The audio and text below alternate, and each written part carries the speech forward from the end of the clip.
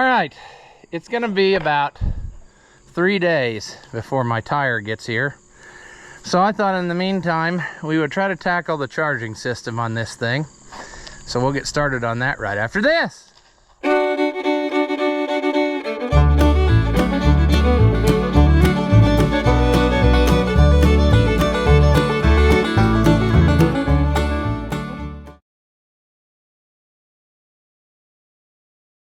Welcome back. If you haven't seen my videos before, I'm Ross the Oliver Man. 880 we've had for a year or so, and we're slowly making it more better. And today's rendition is going to be wiring slash alternator. Yeah. So what's different about this 880 versus a lot of the ones that you would see is that this one has the service bulletin update or kit put on it where it has hydrostatic steering.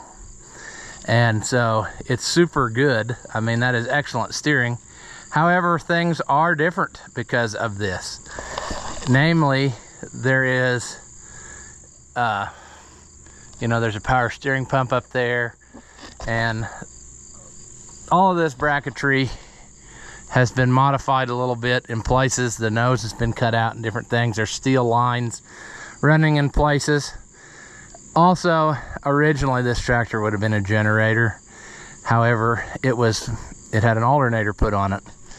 And the alternator, which is consequently right here, is a 10 SI alternator, but somebody did not have it hooked up right. They just had this post ran, I assume, who knows where this wire goes, but they just had that one wire run, and that will never, ever, ever charge unless you have something that tells it to do that thing.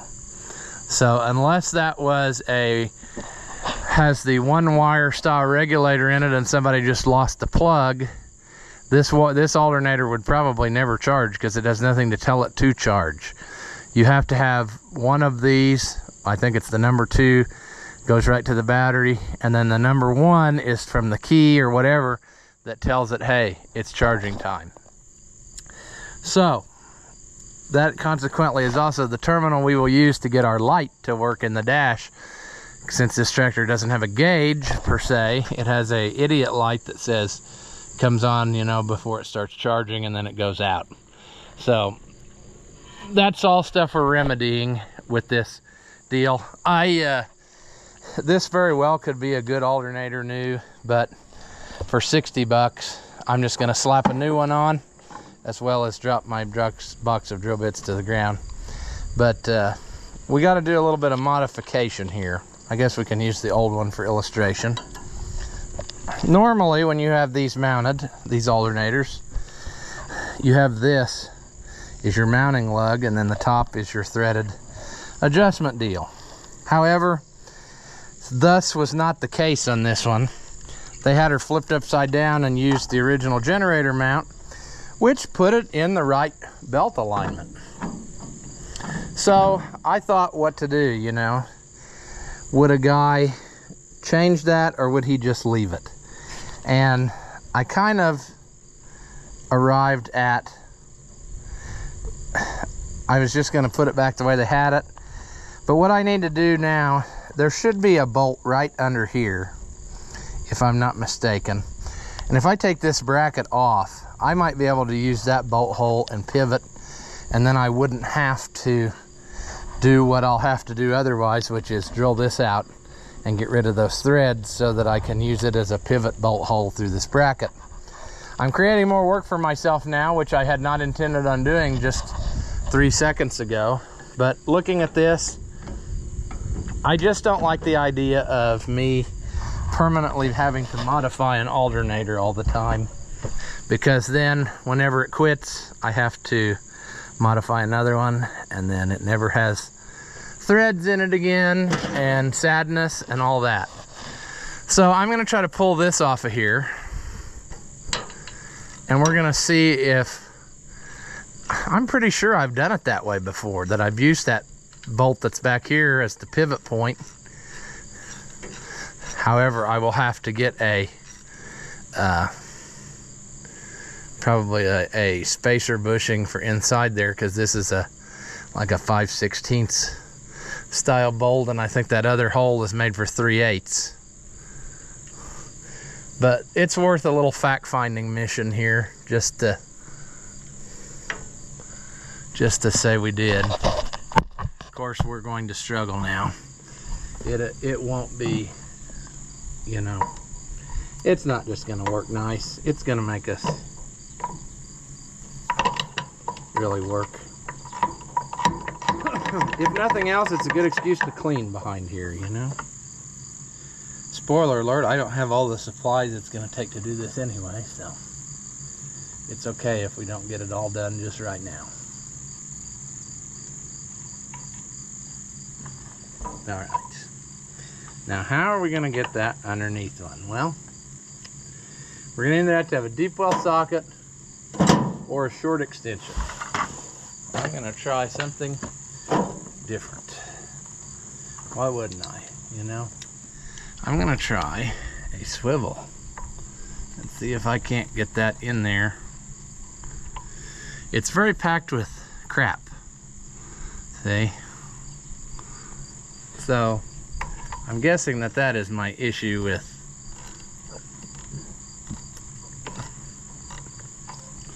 this not going. But if it's in there like that, somebody has to have put it in there with a socket, because that's the only way. I think the short extension would have been better, but this is working.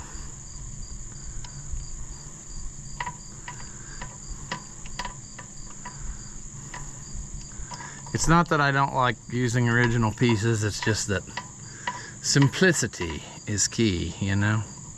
Why should we work so hard if we could possibly eliminate a piece? Now, what I think we'll do is hit that sucker with a wire wheel or something. All right, beautifully done. Now,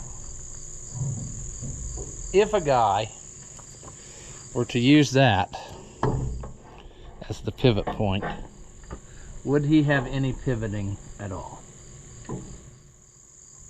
He would have to space it out a fair bit, I'm afraid.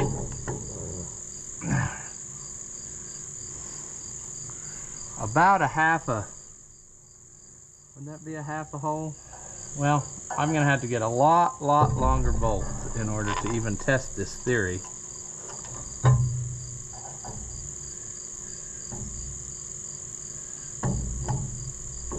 I think it would work.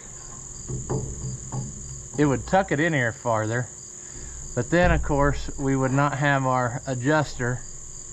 We would have to modify it, and I don't know if this is really something I'm going to pursue or not. It might just be simpler to drill a hole and move on with our life. See, if I went down here, it would stick way out, and that wouldn't be good either. So it really needs to go like in there, which may end up being that we get a shorter belt, because we may not be able to get it anyway where it's... I'm okay with getting a shorter belt. You see what we would deal with in order to get the spacing right, or close? We'll have to put spacers in there, and we'll also have to probably put a bushing in the thing. Maybe not, maybe we need that slop, but we'd have to have a pretty long bolt to make this happen. And I've done that before. It's just that when you hit the housing here, you're not going to be able to adjust anymore, so your adjustment is going to be very limited by the time it hits the block up this way. You know, it would go potentially in there and then come out here. You'd have a little bit of travel, but you're not going to have a lot. And I don't know if that's really what we want or not.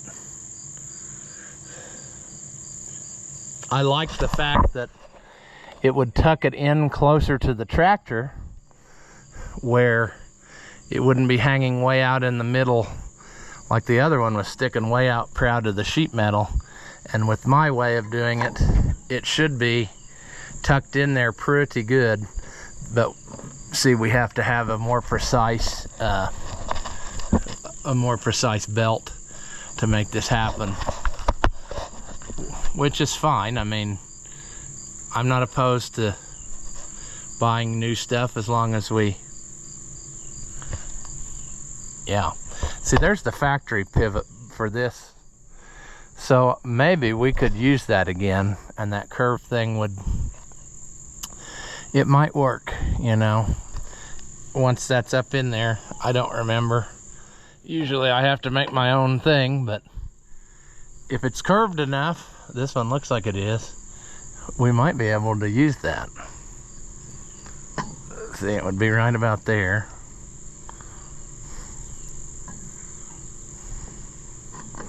And with spacing would take it out to there, kinda. Uh-oh. Well, that would be an issue too. We may have run into another issue. Because of the closeness of these belts,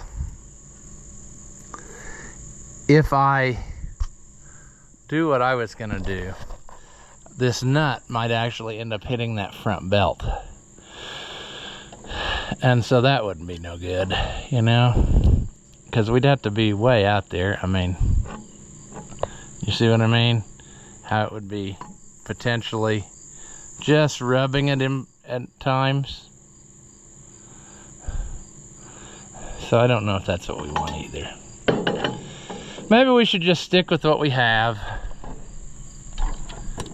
I mean, it's only 60 bucks if we just drill that out so we can get a bolt through it. Because that other piece is threaded, see? So we can't, you know what I'm saying? I hope you do. What I'm saying is, if you don't drill the hole out in the alternator, you're gonna try to turn into the threads in the alternator and in this, and that's not gonna work. You won't be able to, it'll essentially lock itself down tight and you won't be able to pivot it correctly. So,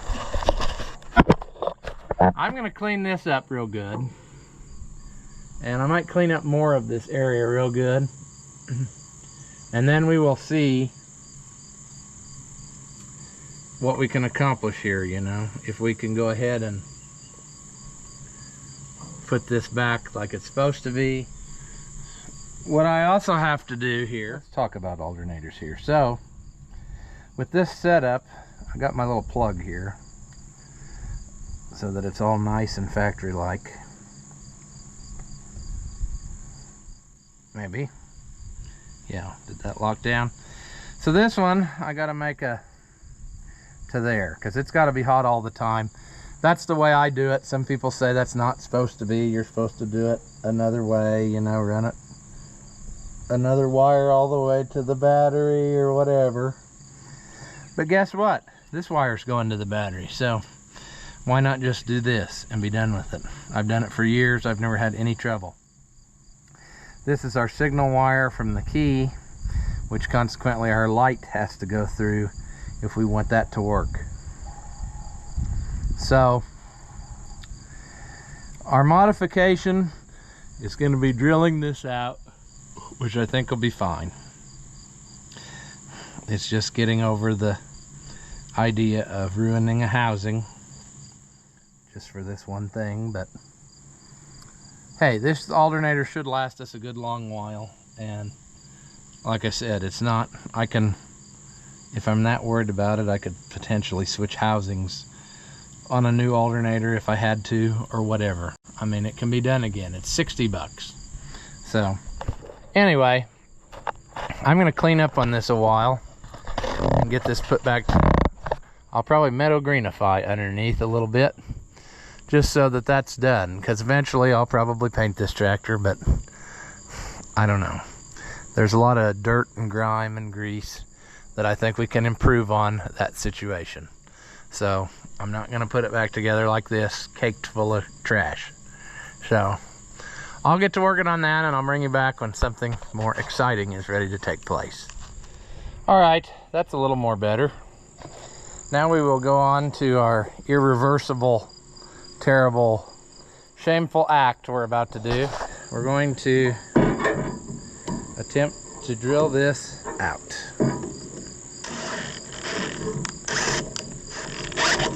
We should probably have it in a holding fixture.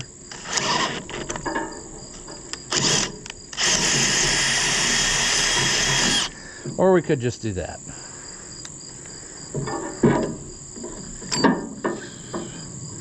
My thoughts were to use this bolt, but is it long enough? Not really. That's the bolt it came with. It would be nice. I think it needs a little more thread engagement than that. However, it does not need the super duper long one. Does it? Well, maybe it does. Maybe they were onto something, but they had like a whole bunch of stuff behind it. So I'm thinking like the size in between these two is the size we really need. What are the chances that I've actually got that? Well, let me go see. Well, the fact that I actually had this must mean that something terrible is about to happen. So we'll find that out shortly. No, the answer to your question is no. And that question is the paint dry yet? No. But we have the patience of a small child on Christmas morning. So we're gonna roll with it. We're gonna hope that this is all correct when we're done. And that this will work. How does that look? I think when we tighten it, it'll be fine. Let me try to get the socket up in there. See, I had a lot of trouble tightening the last one, or untightening it, I should say. So even with what they did, it was not ideal. And so that's why I'm trying to improve on it in whatever ways I can.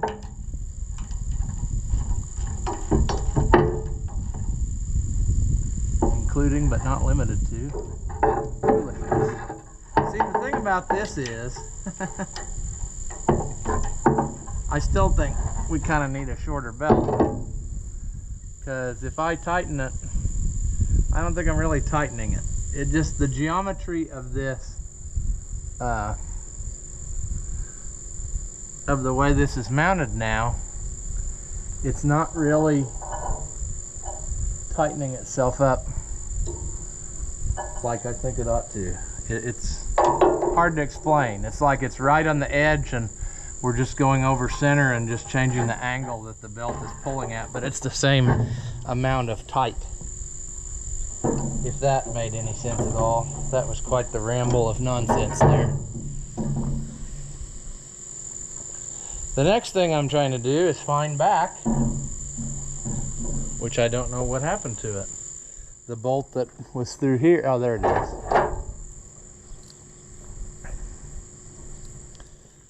They had this through here,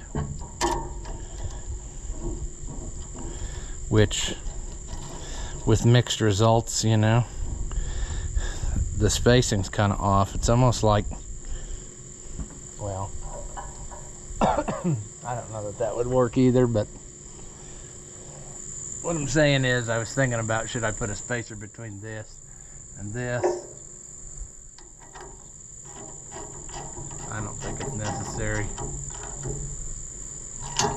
I think peer pressure will hold it. And if I do it right, I'll round everything off.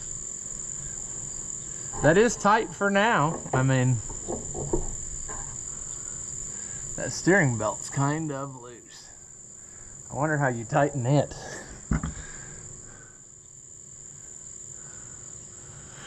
That might be a take the hood off kind of question.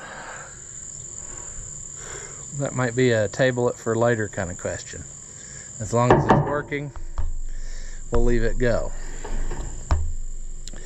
Now, I like that this one is going to be clocked where this is on top, which normally it would be on the side, but because of the way we got it, it kind of puts that plug out of the way, and then you don't have a whole lot sticking out here that would really endanger your life. So that's nice.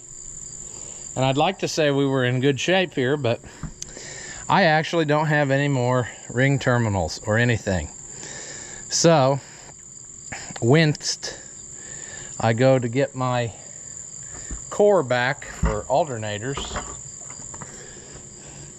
I'm going to buy some terminals and try to get this sorted out. We're going to totally redo this. We're going to run our own battery wire because that's kind of horrendous. I don't know where this is going. I guess we could look, although that part of the tractor is now out in the sun, which is going to be no fun. It is super duper hot again today, so I don't see that red wire coming in anywhere, although it could have paint on it now. It could be this wire here, in which case there's a white wire that goes to our battery.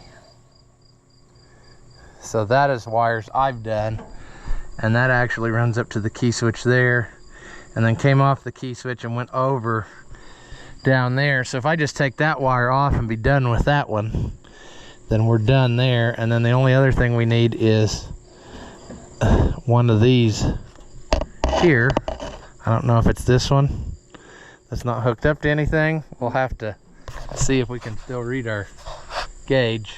We'll do that after a while. But what I'm thinking is, because of the nature of the way this is now,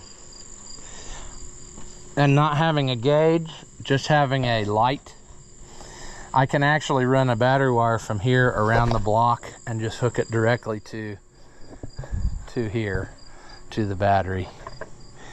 So I could potentially eliminate some extra wire.